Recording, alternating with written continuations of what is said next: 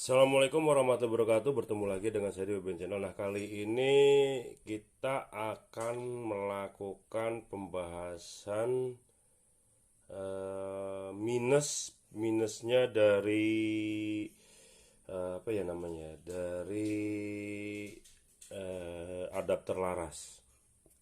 Nah, kenapa saya bilang kok yang pakai adapter itu bisa minus? Nah, di sini kita akan berbagi ya.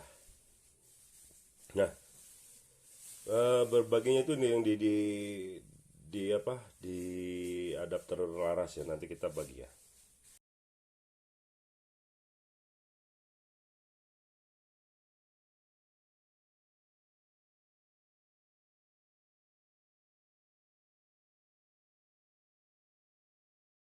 Nah, minusnya itu nih di sini. Tuh, ini adapternya nih. Nah, ketika kita menggunakan adapter laras ya, otomatis ini sebagai contoh aja ya. Ini anggap aja ini adapter ya. Nah, seperti ini. Set masuk adapter. Nah, kenapa saya bilang minus adapter laras? Nah, di sini minusnya. Ketika pertemuan ya kita seperti ini ya. Nah, set gini ya. Nah, ini kan ada jeda nih di sini nih. Oke, ada jeda. Nah, ketika mimis akan masuk ke sini, otomatis mimis akan nabrak. Yaitu kelemahan dimanapun, kapanpun, itu kelemahannya adapter laras. Jadi ketika laras mimis dimasukkan ke dalam laras, jelek pasti dia akan nabrak karena ada pembatas. Nah, kenapa bisa minus itu? Kalaupun ketemu, kita pun harus melakukan ibaratnya seperti apa ya? Melakukan penelitian-penelitian bagaimana sudutnya, bagaimana, karena apa? Setiap mimis masuk ke sini, lewat sini itu dia pasti akan turun dulu.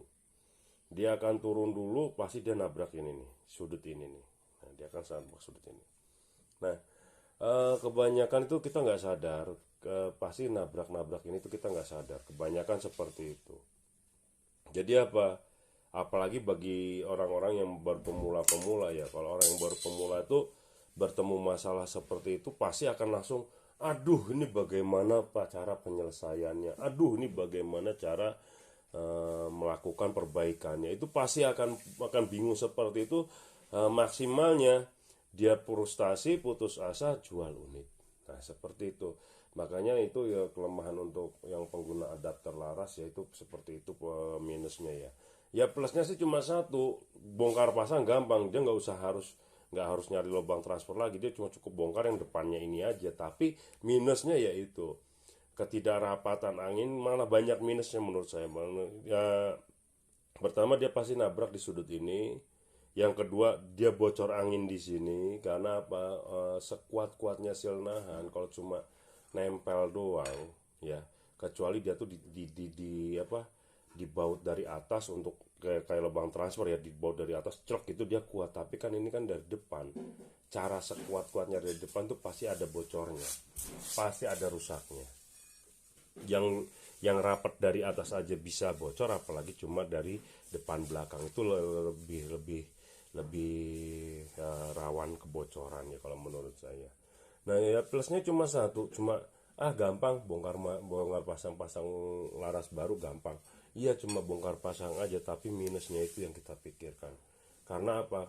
Kebanyakan dari para pengguna unit itu untuk menangani hal-hal yang seperti itu tuh bagi mereka itu seperti menaruh telur di ujung tanduk. Mereka kebanyakan yang untuk pemula-pemula itu rata-rata itu frustasi. Ini kayak seperti kayak Kiki Herpitama ini dia juga frustasi karena apa? Bukan apa-apa. Ini ada tiga suling yang datang ke saya, dan yang satu suling pun saya nggak bisa ya, karena terus terang aja yang satu suling itu kan bawaan dari unitnya. Nah, bawaan dari unitnya ini saya nggak berani bongkar ini nih. Saya nggak berani bongkar ini karena apa? Kalau saya bongkar nih otomatis pasti harus rusak. Karena apa? Kalau saya bilang harus rusak, karena ini kan di dalamnya dilem. Jadi saya nggak bisa buka. Paling cuma saya bikin sudut tirus aja tuh ya. Saya bikin sudut tirus seperti ini tuh. Terus sudut tirus seperti ini supaya dia itu nggak nabrak. Nah tuh Cuma ini aja yang saya bisa lakukan, untuk yang lainnya saya nggak bisa. Nah, mungkin yang ini nih, ini akan saya potong ya. Ini akan saya potong, akan saya bikin tanpa adapter laras. Itu kemungkinan besar hilang, ininya pun hilang, karena saya berpikir nggak ada gunanya juga pakai seperti ini, toh baut satu aja kuat kok, kenapa harus diganjel seperti ini. Nah, nanti tunggu dulu ya, nanti setelah jadi akan saya share lagi.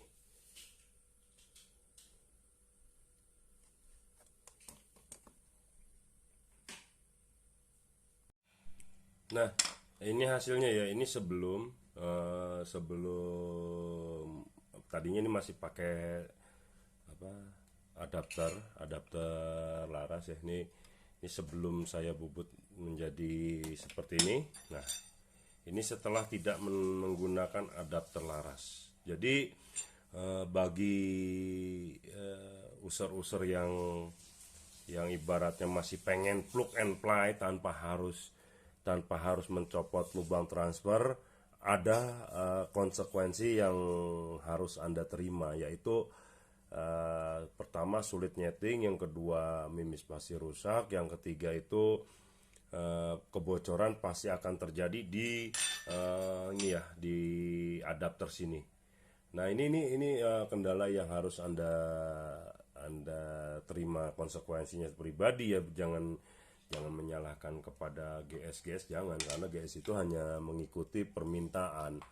Karena kebanyakan user itu berpikir tanpa harus ada lubang transfer, dia tinggal masuk colok seperti itu aja. Padahal resiko yang harus diterima itu lumayan ini juga, lumayan besar juga ya. Selain pertama harus benar-benar rapat, yang kedua mimis itu bakal nabrak atau enggak, yang ketiga apakah benar-benar presisi. Nah, itu yang di situ yang kita takutkan. Jadi untuk para user ya, lebih baik jangan menggunakan adapter, karena bukan apa-apa.